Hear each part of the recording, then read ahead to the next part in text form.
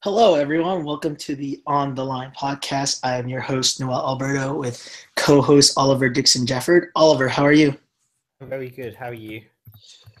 Sore, but got to sleep in, so not as tired as usual. No work. So, nice being able to sleep in rather than our early morning pods. But yes, we have our first ever ATP awards that we are going to be doing our personal picks to, even though the ATP did have their awards. We're going to give our personal picks to this. And we're also going to review the Davis Cup final as France wins their 10th title, first in over 15 years. So we're going to look back at the Davis Cup final. And I mean, it played out particularly how we thought it'd be. Goffin winning his two singles rubbers, and then France would end up winning in the deciding fifth rubber. But I really question Belgium's decision to not throw out Goffin in that doubles rubber, which was obviously extremely crucial for them. What were your thoughts on that? It was going to be a very tough call, obviously. Of all the players, obviously in Lille, he was the one who was probably the least fresh, having played in obviously London a week before, had a deep run in London as well to reaching the final. So it's a tough call. Based on how well he's been playing recently, they probably should have. And obviously, see he destroyed Puel in their first match, very comfortable against Songa in his second match as well over the weekend. So I think they probably should have. I don't think it would have made a difference. I still think France would have won that tie. Obviously, it had been a bit closer, maybe, especially because it wasn't the Hair-Bear Mahou double team. Gasquet was there instead. But I think it would have been worth the risk, I think. Yeah, definitely. I heard Tennis Channel, like guys like Paul Anacone and James Blake talking about it, and they're like, in a crucial rubber like this, because you do that, even though Darcy has performed well in Davis Cup so far this year, that guys like Sangha and Pui were going to take it to him.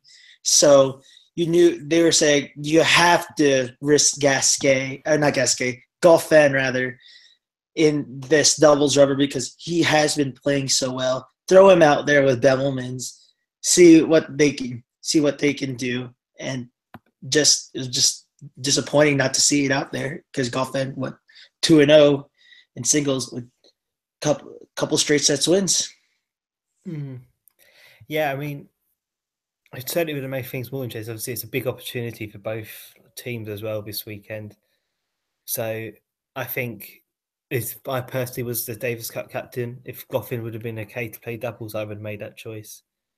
Not sure if it would have made a difference to the overall result, but it would have been, like I said earlier, it would have been worth taking that risk either way. Yeah, but now we got to give props to France, getting the job done. Obviously, fell short a few years ago against Switzerland, against the dynamic team of Federer and Wawrinka, but getting the job done with Pui just really taking it to Darcy in that final rubber, with Captain Yannick Noah putting all the eggs in the Pui basket this year. He's saying, I'm picking him for everything. He is the future of French tennis, and yeah, he is the future. He is the youngest of the whole group that's in the top 100. Absolutely. I mean, if you have a look, like all the French players have been around the past decade or so. You know, obviously Puel around now, obviously Gasquet, Songa, Monfils, Simon, even the likes of Bellato, Mahou. To think that this is their first title since 2001 is crazy. And Puel has struggled at times this year, but obviously had got a recent confidence boost by winning in Vienna, and then, like you said, tore Darcy apart in that final tie. Extremely, I think, looking at it now, 6-3, 6-1, 6-love. Incredible way to end it. So I think it's good for French tennis to finally have won this with all the players they've had around now. They have underachieved, I would say, in the past in terms of this competition, in terms of overall success in singles games. But I think this is encouraging for the future, especially for the future of Puig, who's obviously, I think, 23. So there's still got a lot of time left. Yeah, I mean, Puig, right? He is 23, and he is the youngest of the French. Like we look at Gasquet, 31, Songa's in his 30s, Monfils 30, Manarino 29, Paire 28. So they're not getting any younger, but you're right, positive signs, and hopefully France can maybe kick on after this to maybe make some noise. Absolutely. I mean, obviously, they've had Mahou and Herbert have success in the doubles recently. Obviously, we've said that that wasn't the pairing in this, obviously, final tie of the year. But yeah, it would be they're long overdue. Obviously, a singles champion. Obviously, in the women's side, they've had obviously Marion Barsley back at Wimbledon a few years back. Obviously, Mauresmo and Mary Pierce as well. But obviously, no man since Yannick Noah in the 1983 French Open. And the amount of it would it's overdue, especially considering the amount of talented players they have for them to have a man win a major. Yeah, so yeah, Pui is likely the best shot. I mean, there aren't that many. There's Quentin Halle, he's 21, but not, and a couple other younger. There's Corentin Mute, 18. So we have a couple younger guys, but they're languishing outside the top 100. So maybe 2018 will be the year they make some noise. But now we move on to our ATP awards. So we're going to start off with our player of the year, and it's pretty much down between the two guys. Right, Oliver? Yeah, I mean, it's obviously a tie between Federer and Nadal. It's pretty obvious. Yeah, and I'm going Federer, not just because he has more titles. I mean, it's nice that he has 7 titles to Nadal's 6, but 4-0 head-to-head, 3 of them coming in finals. Obviously, the massive one coming in Australia, which we're going to talk about a little later. I think that gives him the edge for me. Yeah, I've gone for Federer as well. I think, like you said, the head-to-head wasn't broken in the final 3 meetings after the Australian Open final. Obviously, more titles, yeah. Obviously, Nadal had an amazing season. But I think, well, some people did maybe expect Nadal to have an okay year, maybe potentially challenge for titles in the future. I don't think many people saw Federer winning a Grand Slam title again at the beginning of this year. I know I didn't exactly see him winning a Grand Slam title again. So to win 2, and yeah, obviously Wimbledon without dropping a set, it was crazy. And I think, obviously, Nadal finishes year well as the year of end world number 1, and it's deserved. He's played the most tennis. He's done extremely well. I think in terms of the standard of tennis, I think Federer's played slightly higher this year. Agree with you there, but looks like the ATP have disagreed with us, as Nadal does win the Player of the Year award this year. It looks like it's awarded to whoever finishes world number 1. Wait. Yeah, ATP Player of the Year is presently given to the player who ends the year's world. Oh, that is awful decisions by the ATP. I mean, yeah, it's between them two. I wouldn't be too fast if people gave it to Nadal. He'd had a great year as well. Yeah, I know. I mean, solely on the world number 1 ranking. Yeah, I mean, you got to give it to him. He did play the whole year. I mean, the late part of the season he bit nicked up, but you got to give him props for going January to November. So got to give him that. So yeah, very, very close between them two. But with so many guys going to be back in 2018, this is going to be a wide open race for Player of the Year. Absolutely, it's going to be crazy. Obviously, I've got to imagine Nadal and Federer are going to have good years again. Obviously, I think Djokovic and Murray are going to be a big factor in it as well. Stan, Kay, Milos. I think Stan Wawrinka's another big factor, obviously proven, obviously multiple Grand Slam champion. I think interested to see how Nishikori and Raonic do. They both have the talent to win, a Slam title. They are running out of time, obviously struggled this year. So it's going to be very interesting, yeah. And obviously there's the likes of Zverev about as well, who could be a factor. So it's going to be very interesting. All right, we move on to our next award, which will be the most improved player of the year. So this can go either way. It's either someone who's been like he has like someone who has been seeded or like maybe like top 15, top 20, but has made the huge jump in terms of their game this year, or someone who just shot up the rankings. So who is your personal pick for most improved this year? This was quite a tough one to call. There's been a lot of people who have made ground this year. I did consider David Goffin. Obviously made me go on the. I did even consider like Grigor Dimitrov and also Damir Zumhu, who obviously has won a couple of titles this year, had a great ending to the year. But I did give this in the end personally to Sasha Zverev. I know his performances at the Slam haven't been ideal, but 2 Masters 1000 titles, 5 titles overall, career high of number 3, year end number 4 after starting the season outside the top 20 is incredibly impressive. So I had to give it to him. Yeah, I was good. I was leading that way, but I did want to try to give it to someone else. But I'm gonna go with the little man, Diego Schwartzman. I mean, what first ever? What was it? Was it round of 16 or was it quarter this year at the U.S. Open? Yeah, first quarterfinal. Like, I mean, his career high is 25. He's at 26. So I don't know when he reached that career high. I'm guessing somewhere like pretty recent. Yeah, pretty recently. So, but before that, someone who was he's like 5'7", 5'8", competing with the likes of guys who have more power, more strength because they're taller. I think it's just a phenomenal story for someone of his stature to be competing so well with some of the guys on tour, like U.S. Open quarterfinal, made the final of was it Belgium in the European Open in Antwerp this year, lost to Songa there. I mean, yeah, so a couple of it's been a great season for him. Hopefully he can improve on this.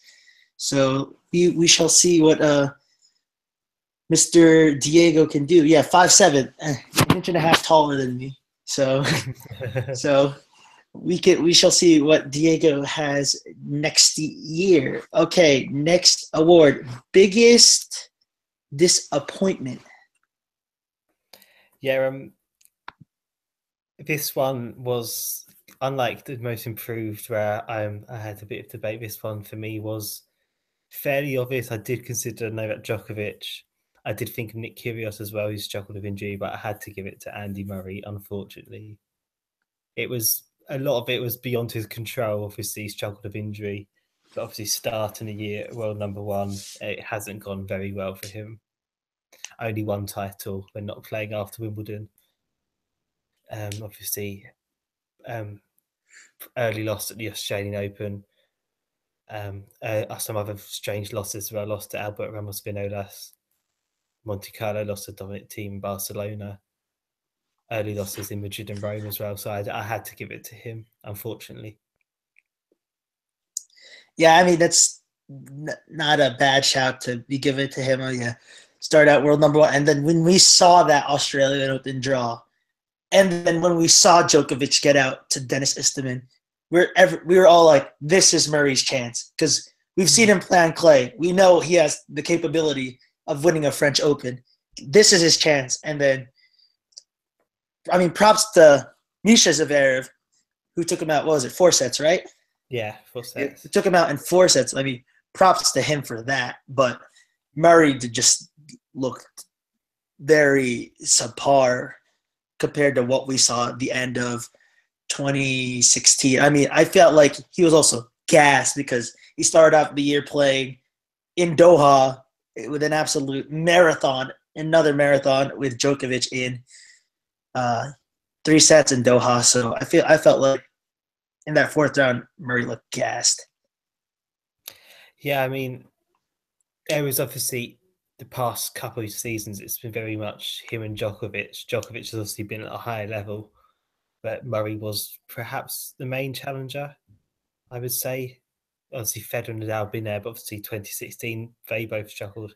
So Djokovic struggling since his French Open triumph last year in general, there was a big opportunity for him. And it was just unfortunately his fitness did let him down a bit. I also think he just played badly a couple of times as well. Had he been at his best, I think he would have been up there with Nadal and Federer this year, and he would have probably won at least one more slam, probably at Wimbledon. But yeah, it's been disappointing for him. I am expecting both him and Djokovic to come back strongly next year. Maybe not quite as strongly as Nadal and Federer have this year and sweep all the slams, but I think it's going to be a better 2018. Oh yeah, very much so. Okay, my pick. I mean, just like you, this is a tough call, but I'm going to go with. I mean, yeah, it's tough because most of the guys that we have up there for biggest disappointment are guys who have suffered through injuries, unfortunately. All right, but I will be going with. I'm going to go with Nishikori. I mean, it is a tough call to be going with Nishikori on this one, but I mean, he had chances to take out Federer in the Australian Open. That match went 5 sets.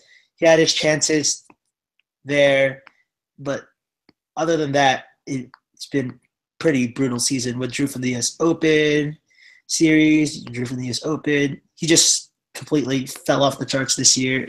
I mean, another injury problem really took a toll on him, out of the top 20 for the first time in 3 years. So he fell to world number 22, lowest since January 2012. So that is pretty tough on him. I mean, you can't control the injuries, but you can't say that he didn't have his chances early in the year to maybe pip that Australian Open final had he beaten Federer. Yeah, I mean, he's like so many who've struggled. Obviously, that was Federer had a lot of tough matches in Australia. That was one of them. Nishikori did have a chance to win that. It would have been a lot different had he done so. Obviously, Mitas Zverev in the quarterfinal. Stan Wawrinka after that. Both matches he's capable of winning as well. If his body had held up, which there's no guarantees, unfortunately, with him. So, yeah, I think that's a fair choice as well. It's a shame, obviously, disappointment maybe shouldn't always be connected with injuries, but so many people are injured this year. You kind of have to look at that because I don't think there's like outstanding player who maybe just played badly. Yeah, not a single, even if they have played badly, it's because it's due to their injuries. So it's something that we can't really control in who we pick, but yeah, it's very unfortunate. All right, biggest upset of the year. So there have been a lot of crazy upsets because, 2017 has been wild, but what is your biggest upset of the year? I'm going to go for one that you have already alluded to during this podcast, and that's back in the Australian Open. Dennis Istomin beating Novak Djokovic 7-6, 5-7, 2-6, 7-6, 6-4 in the second round. Obviously, Djokovic had ended 2016 amazingly, obviously lost number 1 ranking, but won in Doha not long before the Australian Open. So it was probably the favourite for the title.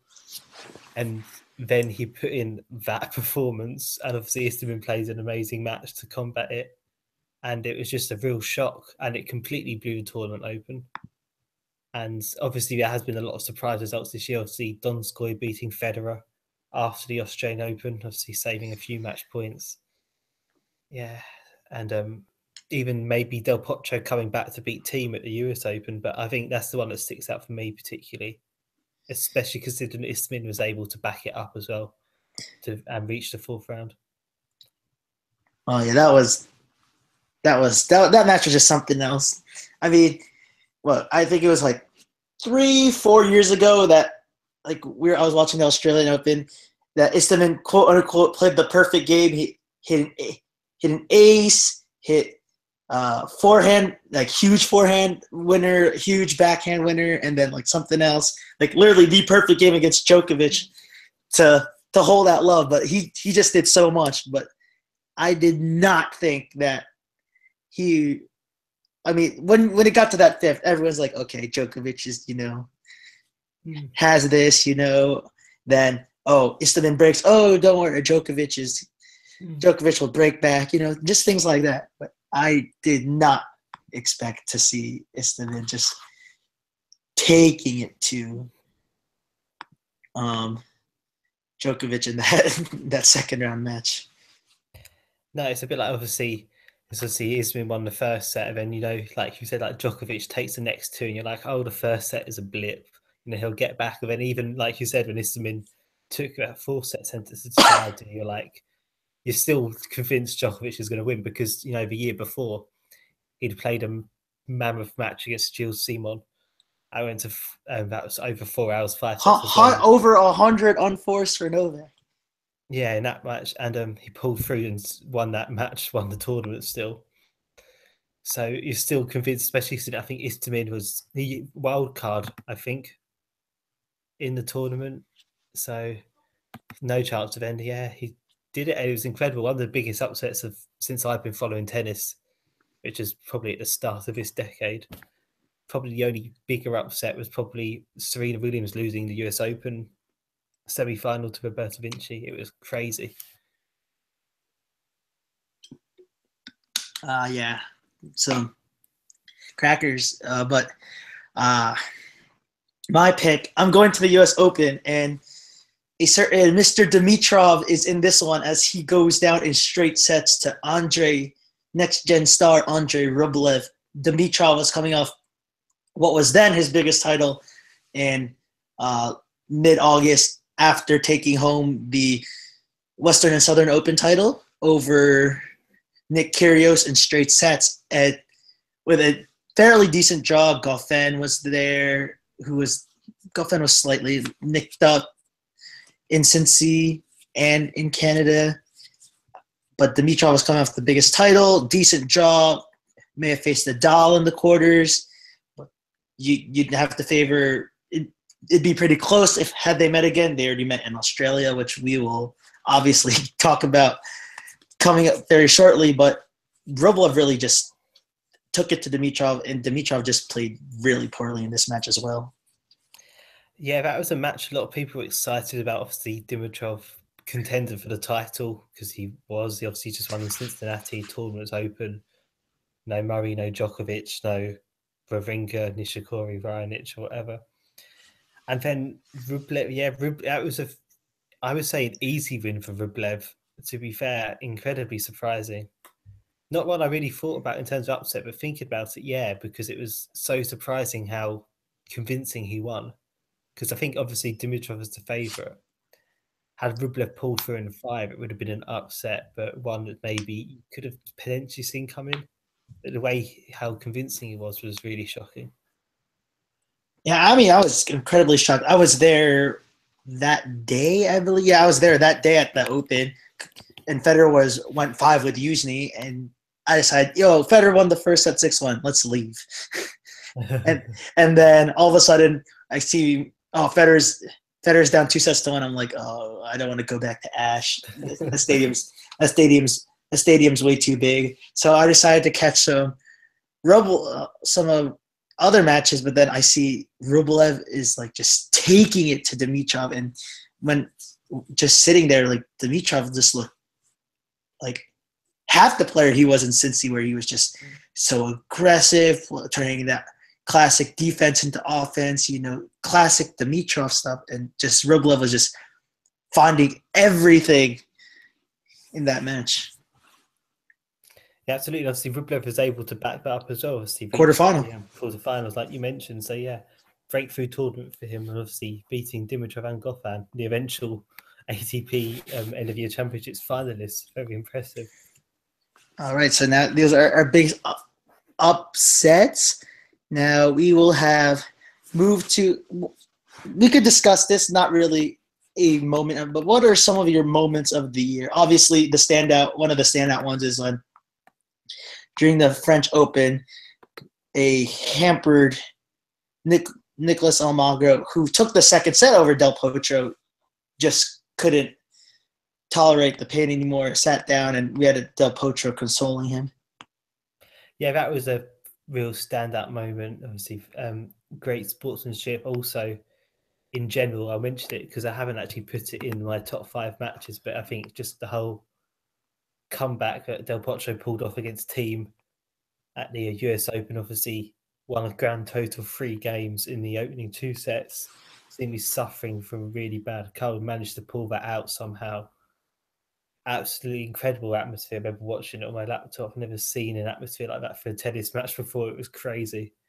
But there's been a lot of moments. I think the whole Australian Open, the drama as well, was so much fun to watch on the ATP side. Obviously, some great matches, some shock results.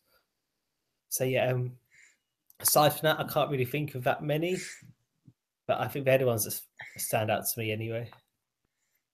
Yeah, I mean, I'm trying to think of some other. I mean, most of them will involve Del Potro. I think nothing too controversial this year happened on court, so that's good. Yeah, I mean, the only controversial stuff is obviously Fabio Fognini up to his usual tricks. Yeah. A couple of spats, unfortunately. Yeah, at the US Open. Yeah, US Open, and yeah, that was a shame. He really unacceptable behaviour. That's the only real negative moment I can think this year. Aside from obviously Daniel Medvedev at Wimbledon as well, throwing coins at the umpire's chair. Which is not nice. So they're 2 of the moments I like to forget. But I think, like you said, I think Del Potro, someone I think everyone loves. I think he gave us a lot to remember once again this season. Yeah.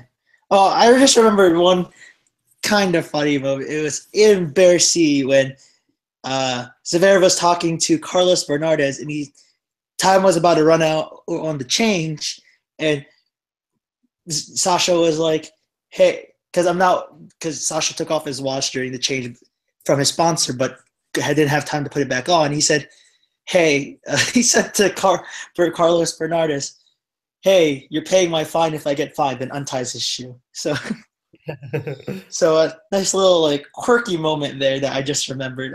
I thought that was interesting. He said, "Hey, you're paying my fine because since I'm not wearing my sponsor's watch on court." Yeah. Off topic, that baffles me that players can wear these very expensive watches on court. Yeah, I remember what this is like a real throwback. But I remember obviously when Andy Murray won his first Grand Slam title, 2012 US Open. Obviously, extremely emotional. I've lost 4 finals before. It was a 4-hour, 53-minute match, I think, against Djokovic. Yeah, he was up 2 sets to love, lost the next 2, then won the 5th. Yeah, and he walks over to his box, and you think he's gonna like shake hands and hug or whatever, and he just asked him where his watch is because he's sponsored by Rolex, I think, and he couldn't find the watch he's meant to wear for the presentation ceremony. That's one of my favourite tennis moments ever. All right, now that we've had a little fun talking about some great moments, we are going to talk about our individual top 5 matches of the year. So we're going to go both through Grand Slams and tour level in these top 5 matches, and then we're going to do a joint list. So we're going to put each of our list up on our Twitter account at On The Line Pod, and then do our joint list, and we'll see what you guys think are our top. Your guys' opinion on our list, and maybe chime in with yourself with your top 5 matches. So number 5 for me, I am going to start at the French Open, and it's going to be Andy Murray, Stan Wawrinka semifinal. Murray went up 2-1, but Stan pipped him in the 4th set tiebreak. And Murray didn't. It looks like that Murray played poorly in that 5th set because it says Wawrinka 6-1, but Murray didn't play poorly at all. He just couldn't capitalize on his chances, and Stan obviously did taking it 6-1 in that. For number 5, I have Gilles Muller beating Rafa Nadal at Wimbledon, obviously 15-13 in the final set. Incredibly dramatic match as Muller 2 sets up. Now Nadal gets it back. You think that he's going to take it from there, And it was just that final set was incredible to watch. Muller had match points, missed them. I think Nadal had some chances to break. Yeah, he did have chances to break. And he did. It was just, obviously, a crowd at Britain, we always love an underdog. But the crowd was so, unfortunately, mostly against Muller. It was unreal. They were so pro Rafa. But it was a wonderful atmosphere. And I remember watching at home and even my mum's not a massive sport fan, and usually she goes to have a kip after dinner, but she couldn't. She was so enthralled in that match. And yeah, it was certainly one of the best matches of the year. It was wonderful to watch in terms of it was probably my favourite match of the year to watch, but I recognise it was not the best match, obviously, because I've got 4 above that. All right. Number 4 for me, I'm throwing it to the Mutua Madrid Open final where Nadal beats Team 7-6, 10-8, 6-4. They met, I think it was a week earlier. Yeah, no, it was a couple weeks earlier in Barcelona. And Nadal, even though it says he took it to Team in that final where it was 4-1, Team put up such a great effort. I bet you he was just gassed in that second set. But this was such a high quality final against against the King of Clay and who many call the Prince of Clay, Miss Young, not even young anymore, but Mr. Dominic Thiem, who just plays so well on the surface. And I see a few French Opens in his future, but this was just absolute classic clay tennis with so many long rallies, using the clay to slide. It was absolute dogfight out there, but Nadal edged it out to capture his second Masters of the year. For my number 4, this is my only non-Grand Slam match of the list. I have David Goffin beating Novak Djokovic in 3 sets in Monte Carlo, 7-5 in the third set. It was a wonderful match to watch. It really was. In that final set, really, you couldn't tell who was going to take it. And obviously, Goffin applied the pressure on the ends, eventually pulled through. But yeah, it was just wonderful. Both men played very well. Obviously, superb first set by Goffin. Obviously, kind of Djokovic fought back in the second, but Goffin was able to pull through. And that was a wonderful match. I think it was also a significant match because I think that's when it started to become very obvious that something wasn't right with Djokovic. Obviously, he'd been out of form for a little bit, but he came close in that match and seemed to lack a little bit at the end. But it was still a great match to watch overall. All right. My number 3 is taking it back to last weekend. Dimitrov over Goffin in the World Nito ATP Finals. And, Dimitrov just smacked Goffin 11-2 in the round robins in Group Pete Sampras. And people were worried, Goffin just came off a high of beating Federer. How is he going to play? Goffin had his chances. He could have realistically won this match in straight sets. He was leading. He was up a break in the opening set. But I think this was just such a high quality final. And it capped off what was a crazy 2017. We're so used to seeing 1-2, 1-3, maybe 1-4, or around the top 4 guys, especially if it's the classic Big Four, or maybe throwing Del Potro or Stan in there in one of these World Tour finals scenarios. But in this case, you got the 6th seed and the 7th seed, and the 7th seed had just beaten Federer, who he had never beaten before. So it just capped off what was, I think, a fitting ending to the season, and then Dimitrov capturing it in a dramatic way with Goffin just missing on a backhand volley, which he probably should have sent over to force it back to deuce, but whatever. It was a fantastic match. My number 3 is the Australian Open final. Federer beat Nadal in 5 sets, 6-4, 3-6, 6-1, 3-6, 6-3. obviously incredibly unexpected at the beginning of the tournament, and there was a lot of hype when the match was set up. And they both delivered. Both men played incredibly well throughout the match, and yeah, it was just wonderful to watch. High standard of tennis, obviously probably the two greatest ever. To watch them battling out when people thought both were past their prime was great.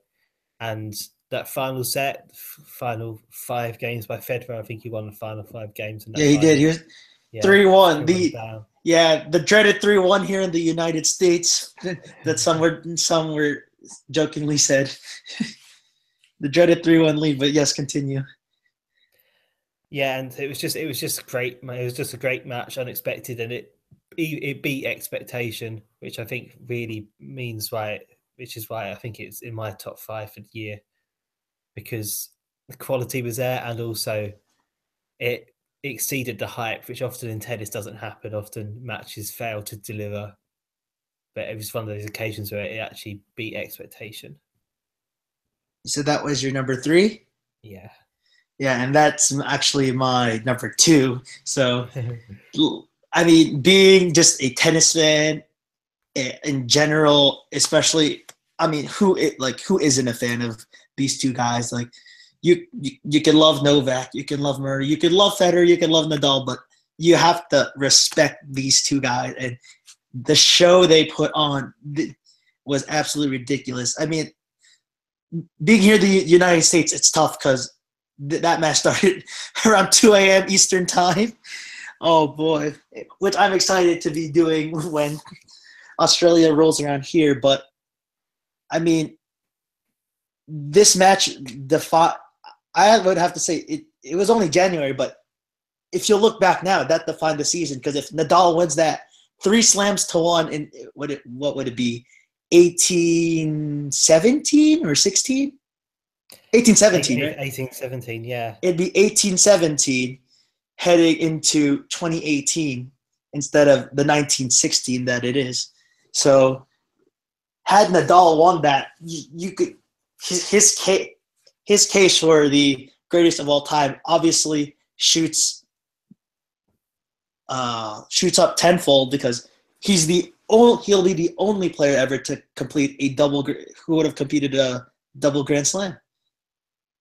Yeah, I mean, I think that's going to be a real big thing if Australian Open. I can't believe no man's ever done that before in the Open era anyway, win each Grand Slam twice. Obviously, we know Federer obviously hasn't done it because Nadal's been at the French Open. And neither Novak. I don't Novak won't sniff that either.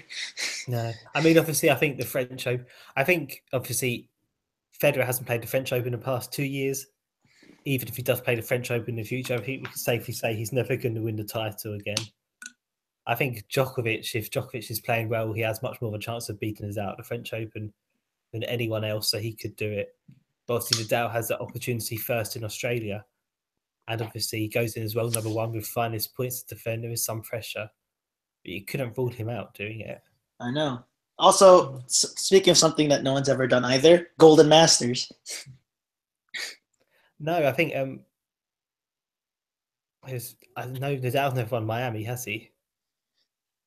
Novak's the closest. He's missing out on Cincy. It's Cincinnati, yeah. Ironically, Nadal has made the final of made 2 finals this year where he fell short, and then obviously he's missing Bercy. And technically, but the World Tour finals technically don't count either towards the Masters. All right. So what is your number 2 then? My number 2 is a match you've mentioned already. It was the French Open semi-final where Stan Wawrinka beat Andy Murray. It was just, I mean, obviously, I think part of it is contrast because that was the first semi-final. The second semi-final was very drab. Obviously, Nadal eased past team, but I believe this match went over 4 hours. It was quite warm. They'd obviously played in the semi-final last year. Obviously, Murray had edged that one.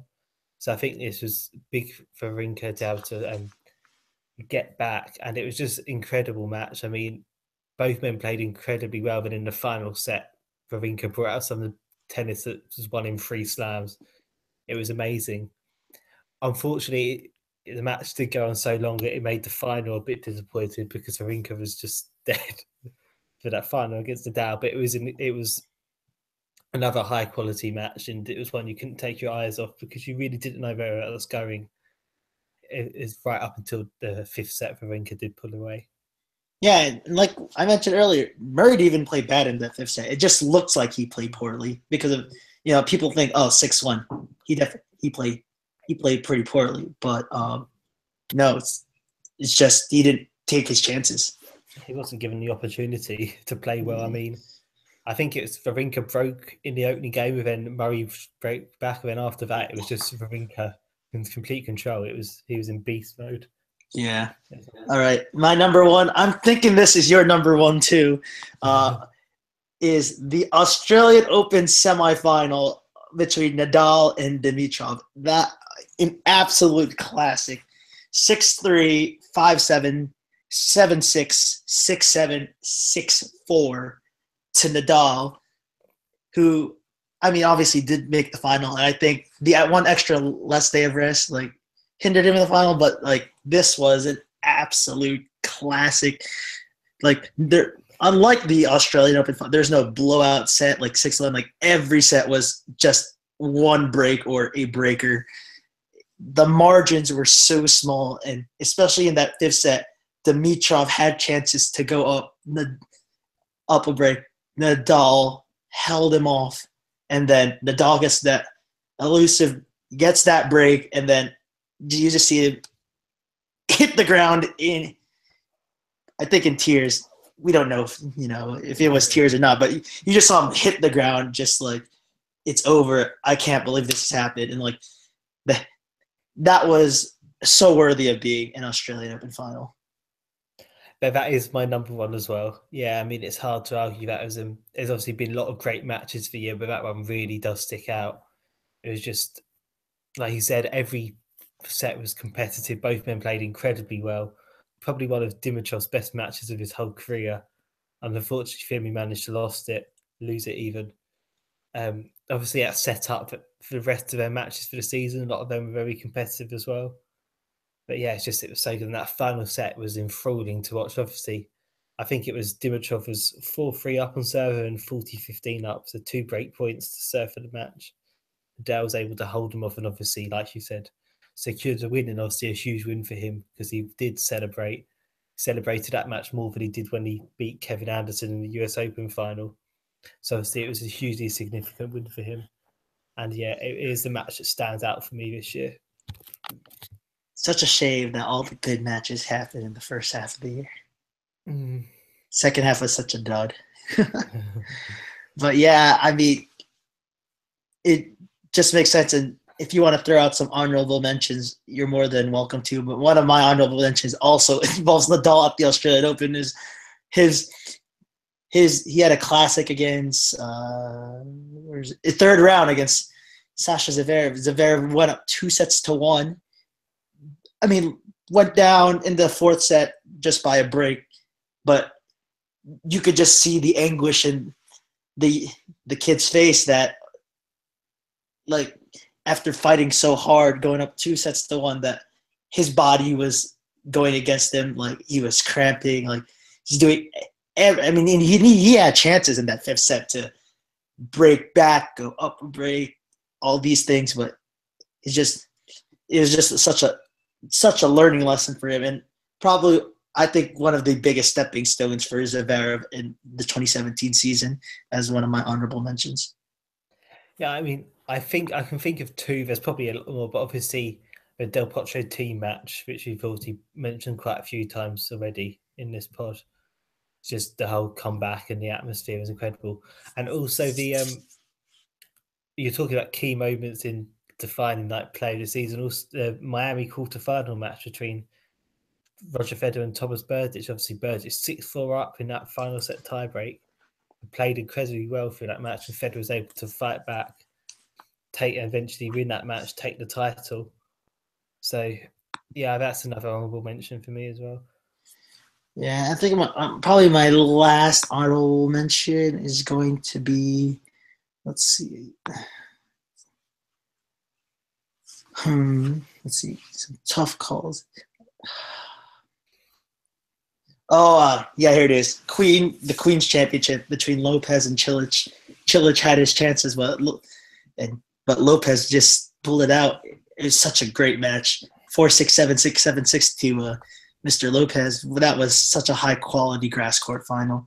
I mean, Cilic did eventually rebound, making it all the way to the Wimbledon final. I mean, unfortunately, hindered by an injury there, but glad to see he bounced back from that tough loss to go deep at the Slam. Yeah, that was a really good match. Obviously, back in 2014, Lopez had come up against Grigor Dimitrov in the Queen's final and had a match point and then missed, a forehand return on a fairly weak serve, coming for his first or second serve, and obviously lost that final. And then this year, other way round, he's able to save a match point in that final set tiebreaker and then eventually win one of the most prestigious titles of his career. So it was a wonderful win for him, and it was a wonderful final as well. It wasn't that the Dimitrov final like all tie breaks? Yeah, I think so. It was the match point became earlier on in the third set, like either 5-4 or 6-5. Yeah, and he really did. He did miss time that forehand. He had a great opportunity to take control of that point. Oh yeah, I'm looking at it now. 6-7, 7-6, 7-6. So talk about no margin for error in that one. All right, so these are we're gonna log onto the Twitter in a little bit, post our top 5 matches. We hope you guys can reply in what are your top 5 matches on the men's side in general. And so, but yes, you can find our Twitter at On The Line Pod. So, Oliver, where can we find you on Twitter? At Oliver DJ 1998. And you could find me at Not First Noel. We're both going to be pumping out some season reviews out on Bavel, but we'll also discuss them here so you could hear both our perspectives on different grades for different players. So yeah, we'll be getting those out. Obviously, Classic Oliver going to be getting some entry list out because he's our entry list expert. But yes, this is the On The Line Pod. We hope you enjoyed our little award ceremony, and next week we will be discussing the same things except on the WTA side, which just like the men's side, it also had a very, very wild and wacky 2017. We will see you all next week.